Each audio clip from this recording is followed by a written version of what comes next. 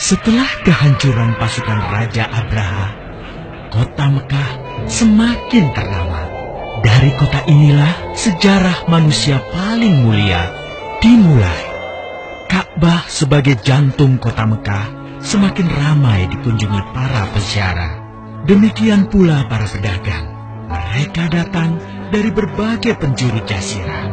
Namun sayang, Ka'bah mulai diselewengkan fungsinya. Akibatnya, kejahiliahan merajalela. Bahkan pada masa itu, memiliki bayi perempuan adalah hal yang sangat memalukan.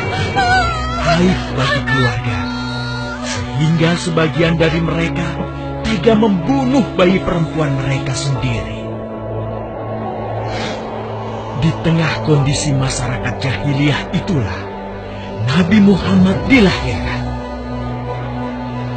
Bayi luar biasa itu lahir dari rahim seorang wanita mulia bernama Aminah. Pada saat itu ditandai peristiwa-peristiwa yang luar biasa. 10 balkon istana Kisra runtuh. Juga padamnya api-api yang biasa disembah oleh orang-orang Majusi.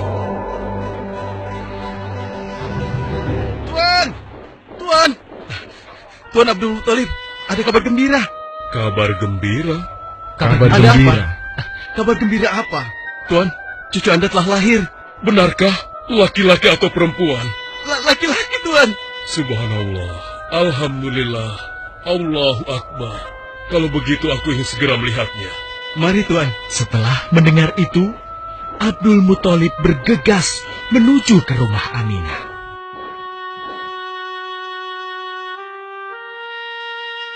Ah, cucuku, kasihan engkau terlahir yatim.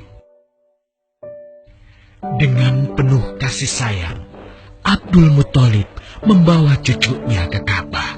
Ya Allah, jadikanlah cucuku ini menjadi seorang yang mulia dan terhormat, sebagaimana Nabimu Ibrahim alaihissalam.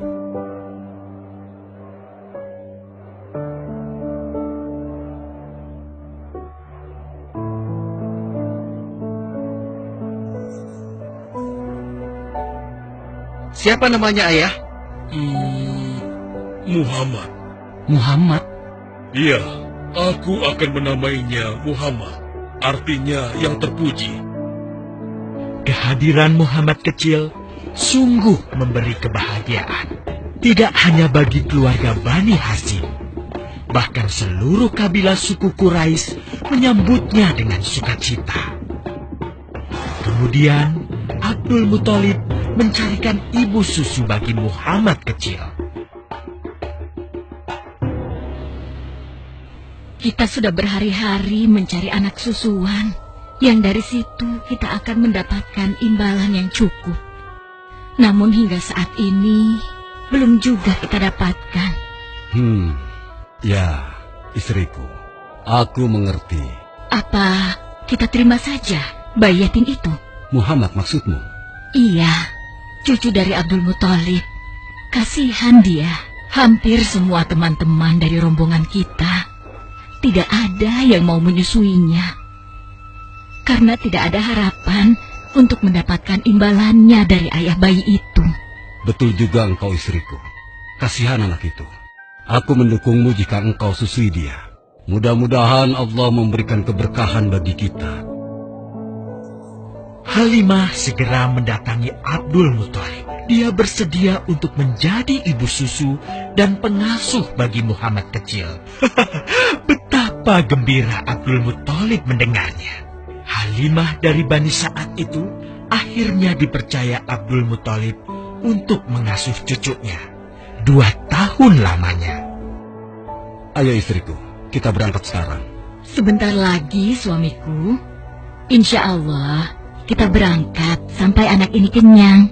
Kalau begitu, aku lanjutkan berkemas-kemas dahulu. Hah? Ada apa, suamiku? Lihat, unta dari keledai kita. Mereka demikian sehat, tidak seperti sebelumnya. Subhanallah. Betul betul suamiku. Tidak seperti kemarin. Demi Allah, kau tidak salah memilih istriku. Kau telah mengambil anak yang dipenuhi dengan barokah. Allah melimpahkan keberkahan atas Halimah dan suaminya. Mereka pulang ke kampung Bani Sa'ad dengan penuh rasa syukur. 2 tahun berlalu sudah. Tugas Halimatus Sya'diyah sesungguhnya telah usai. Saatnya Muhammad kecil harus dikembalikan kepada ibunya. Terima kasih Halimah.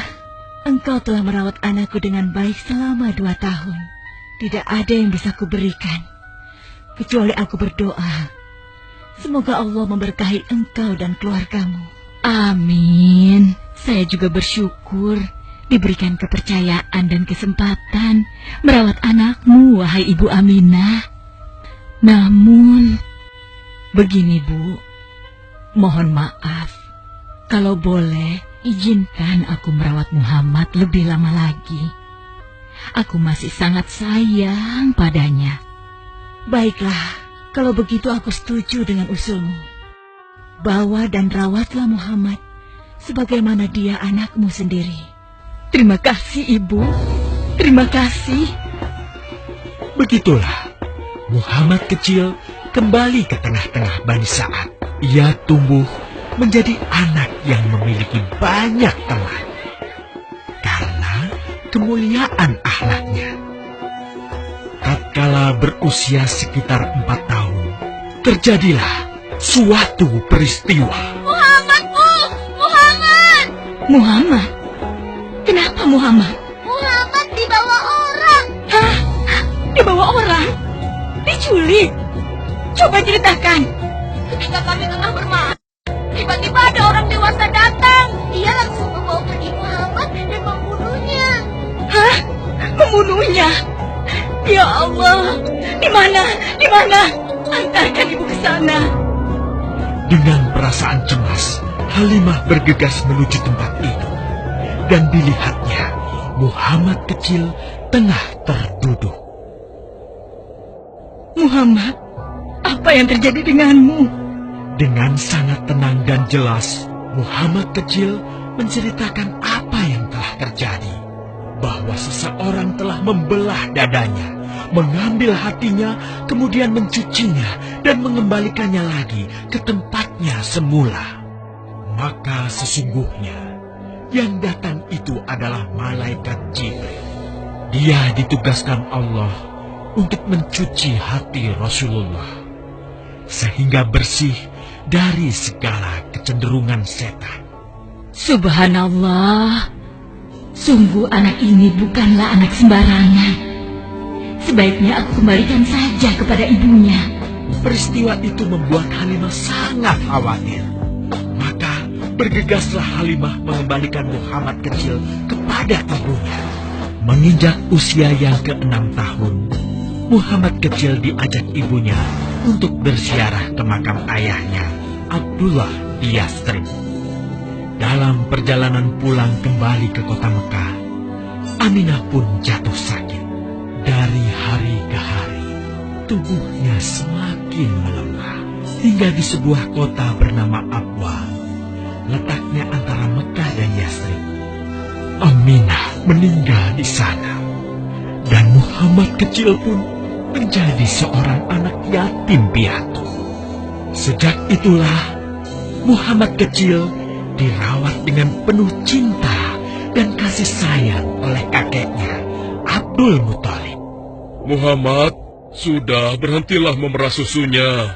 Insya Allah, sudah cukup untuk persediaan kita hari ini. Beristirahatlah sejenak.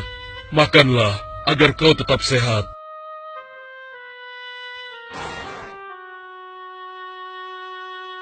Ya Allah, betapa mulia akhlak cucuku ini.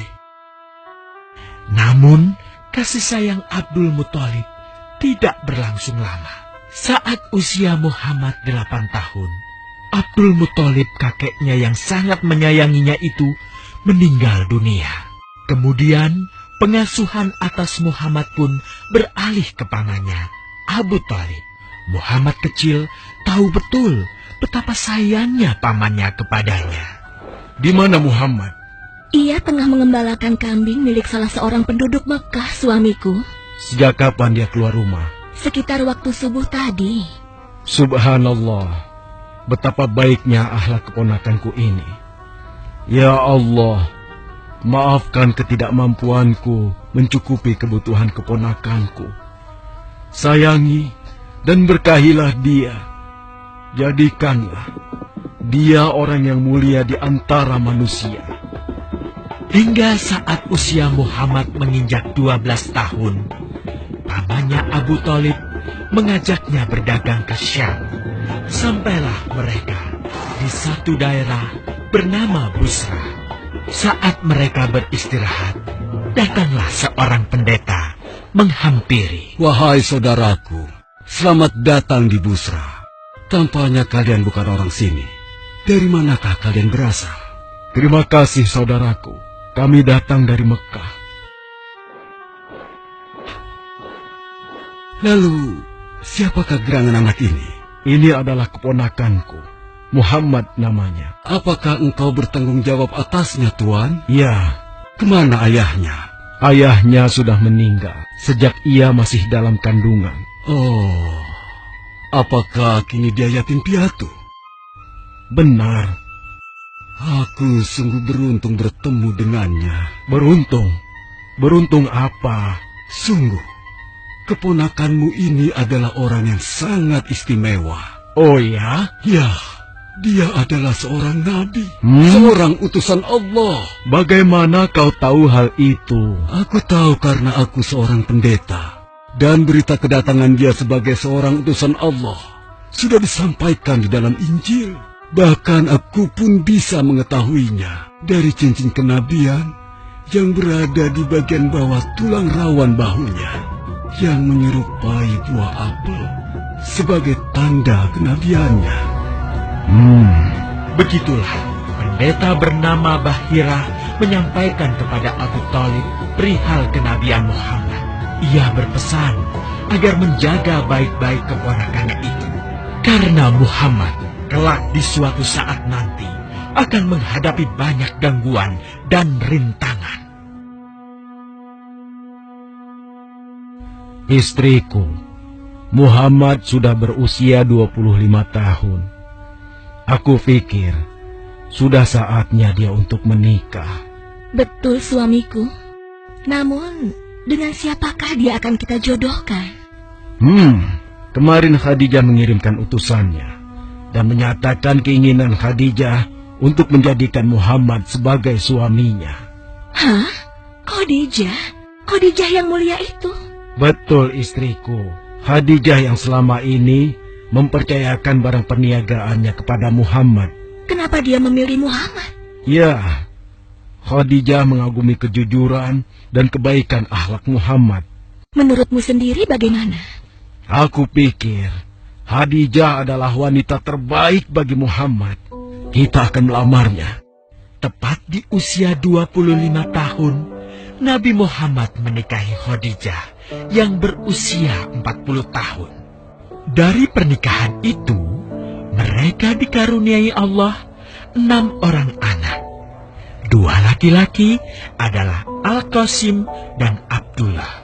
Sedangkan putrinya adalah Zainab, Ruqayyah, Ummu Kulsum, dan Fatimah. Namun, kedua putranya itu telah meninggal semenjak mereka kecil. Suatu ketika, terjadilah banjir besar di kota Mekah. Kabilah-kabilah di kota Mekah pun bergotong royong membangun kembali Ka'bah. Setelah pembangunannya selesai, terjadilah perselisihan antara pemuka kabilah tentang siapakah yang paling pantas meletakkan Hajar Aswad di Ka'bah. Abu Thalib, apa yang harus kita lakukan? Kita sudah bicarakan hal ini selama 5 hari, namun tidak ada titik temu. Aku khawatir akan terjadi pertumpahan darah. Sudah, begini saja. Kita sepakati bahwa masalah ini kita serahkan kepada takdir terbaik. Lihat, pintu masuk Ka'bah itu. Siapapun yang pertama kali akan melewati pintu itu, dan siapapun dia, kita tidak boleh menolaknya. Setuju? Aku juga setuju. Baiklah, aku setuju. Aku juga setuju. Baiklah, kita perhatikan bersama. Tidak lama setelah kesepakatan itu, atas izin Allah, Nabi Muhammad menjadi orang pertama yang memasuki pintu menuju Ka'bah. Alhamdulillah, segala puji bagi Allah. Ternyata Muhammad, dan memang dia adalah orang yang tidak pernah kita temui ada celah. Betul? Betul. Iya, Betul. Nabi Muhammad pun menerima kepercayaan itu. Dengan kebijaksanaannya, Nabi Muhammad meminta sehelai kain, lalu meletakkan Hajar Aswad di atasnya. Nabi Muhammad mempersilahkan seluruh pemuka kabilah untuk memegang ujung-ujungnya dan mengangkatnya secara bersama-sama.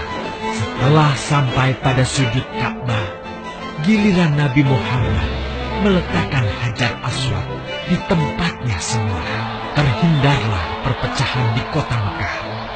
Meskipun demikian, kegelisahan masih terus menggelayuti hati Nabi Muhammad. Kejahiliahan ada di mana-mana. Kezaliman dan kemaksiatan terus berlangsung. Ia tak habis pikir. Nabi Muhammad mulai merenung dan menyendiri untuk menghindar dari perilaku jahiliyah.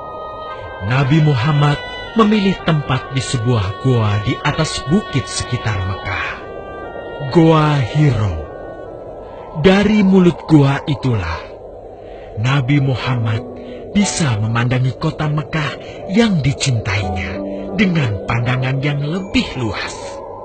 Hingga suatu ketika, sesuatu yang tidak pernah terbayangkan sebelumnya terjadi.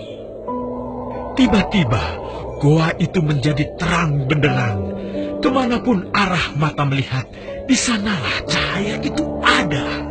Itulah malaikat Jibril. Jibril berkata, "Bacalah." Dengan gemetar, Nabi Muhammad berkata, "Aku tidak bisa membaca." Malaikat Jibril lantas merangkul Nabi Muhammad SAW dengan kuat hingga nafas beliau sesak. Seraya berkata lagi, "Bacalah." Sampai akhirnya malaikat Jibril membantunya setelah merangkulnya dan menyuruhnya membaca hingga 3 kali. Kemudian malaikat Jibril membantunya membaca. "Bacalah dengan menyebut nama Tuhanmu yang menciptakan. Dia telah menciptakan manusia dari segumpal darah. Bacalah, dan Tuhanmulah yang paling pemurah, yang mengajarkan manusia dengan perantaraan Al-Qalam. Dia mengajarkan kepada manusia apa yang tidak diketahuinya." Kalimat suci telah terucap. Resmilah sudah.